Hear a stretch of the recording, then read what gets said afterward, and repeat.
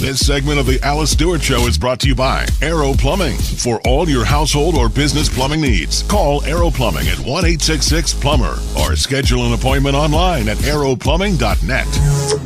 And we're back on the Alice Stewart Show, 7:35 in the spin room this morning. Two political experts from each side of the aisle, starting with Taylor Riddle, Democratic Party of Arkansas Executive Committee member and Democratic House Caucus Director, and John Parke, Republican Party of Arkansas Treasurer and Democrat Printing and Lithography Company Vice President, joining us in studio. John and Taylor, great to have you here. Thank you, Alice. Happy to be here.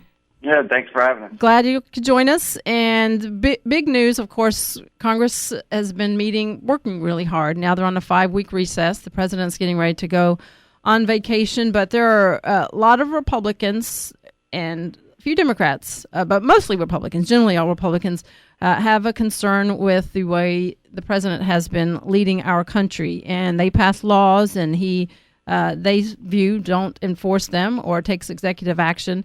And there's a movement on a House version of a bill to sue the president. And earlier last week, it moved forward with a lawsuit against the president.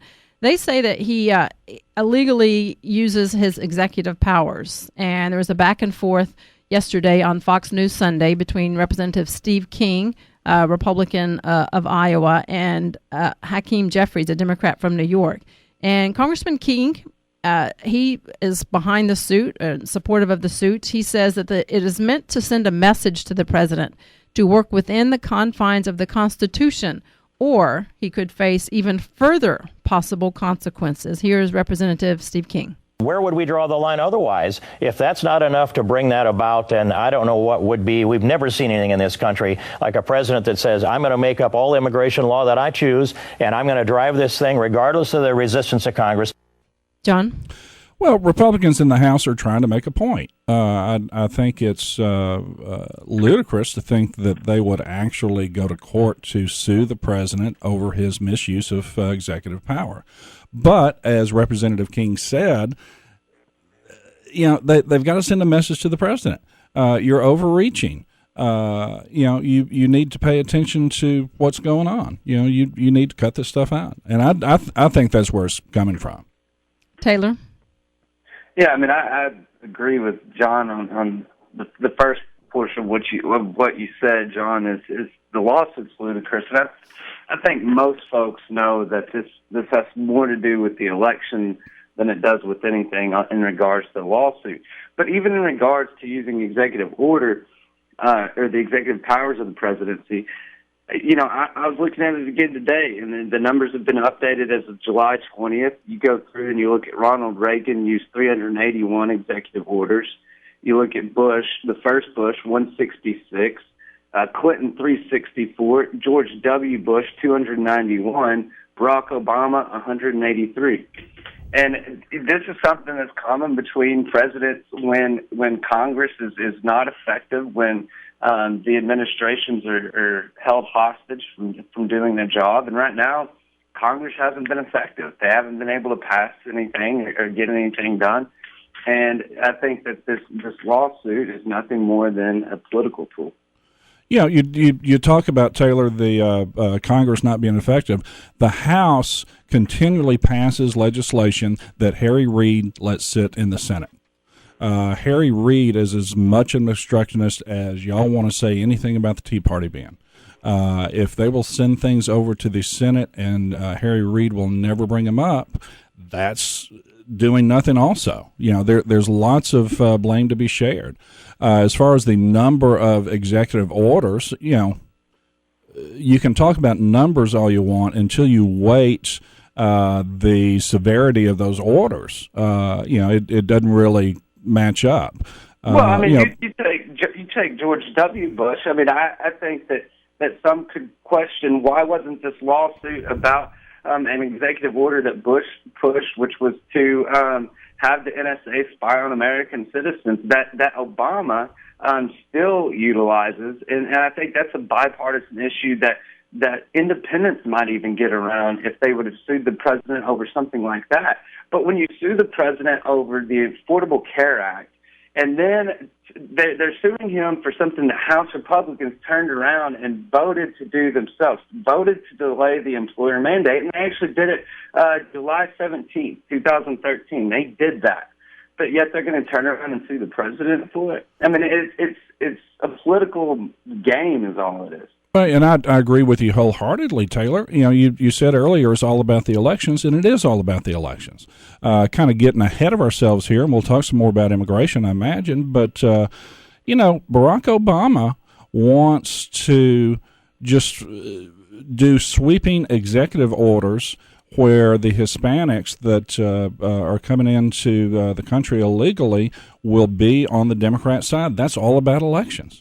With regard to the lawsuit, there are obviously Democrats who think this is a waste of time. And New York Congressman Democrat Hakeem Jeffries was also on Fox News yesterday, and he mentioned the lawsuit and talks of impeachment. He says these are politically motivated, and he has a pretty good idea why Republicans are going down this road. Here's Democrat Hakeem Jeffries. You can't simply run into the federal court system whenever you have a disagreement with the executive branch. And so it really is time to get back to doing the business of the American people and stop the squabbling related to what seems to be hatred of the President of the United States coming from different quarters throughout the Congress.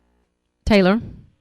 Yeah, this is nothing more than a debate about separation of powers and what the limits are. I think looking at the lawsuit itself, I think it's going to be difficult to get the court to hear the case for that particular reason. I think because they see this as a political spat between the executive and the legislative branches. And typically the judicial branch, unless one of whether it be the executive or the legislative branch, the judicial branch doesn't want to get involved in political disputes when you can't prove effectively that one branch has been ill-affected over the other. And I don't think in this lawsuit, and listening to even Republican commentators, they've even gone into detail regarding why the judicial branch probably is not going to hear the lawsuit and why it'd pretty much be a waste of time. John? Well, I mean, I think the whole thing here is symbiotic of the dysfunction that's in Washington. You know, Taylor, you're too young to remember this, but Alice, let's think back to when Reagan was in the White House. Mm-hmm. And he would reach out and work with Tip O'Neill to come up with solutions.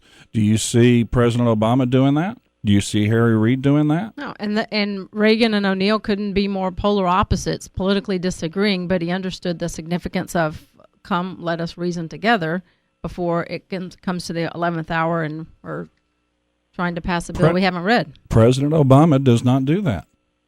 Well, you could, come on now, you could sit there and say that John Boehner doesn't either. And actually, to John Boehner's credit, I feel like John Boehner is a man that would be more than glad to do that. However, he's got more Tea Party members in his caucus every day trying to even hold him hostage in the work that he's trying to do. They even did it to him on this immigration reform legislation, not this most recent, but here back a couple of months ago when Speaker Boehner had a press conference saying that he was going to pass immigration reform, and within the same week said that the Tea Party members in his caucus wouldn't let him do it. I mean, that to me is the biggest holdup, is that you have extremists out there that aren't willing to come to the table and have held and proved to hold everything up that Congress and the president's trying to do. Taylor, you are right about that. You are right about that. On that point, I will concede you're right. We're going to take a break, and we'll come back and continue the conversation on, this time we'll talk about immigration reform and the effort to get some kind of solution to this growing crisis on the border. There are three different sides here, the president, the House, and the Senate, and no consensus. We'll take a break. We'll come back in the spin room with Taylor Riddle and John Parke right after this on the Alice Stewart Show. This segment of the program brought to you by Arrow Plumbing. For all of your household or business plumbing needs, call Arrow Plumbing, 1-866-PLUMBER, or schedule an appointment online at arrowplumbing.net.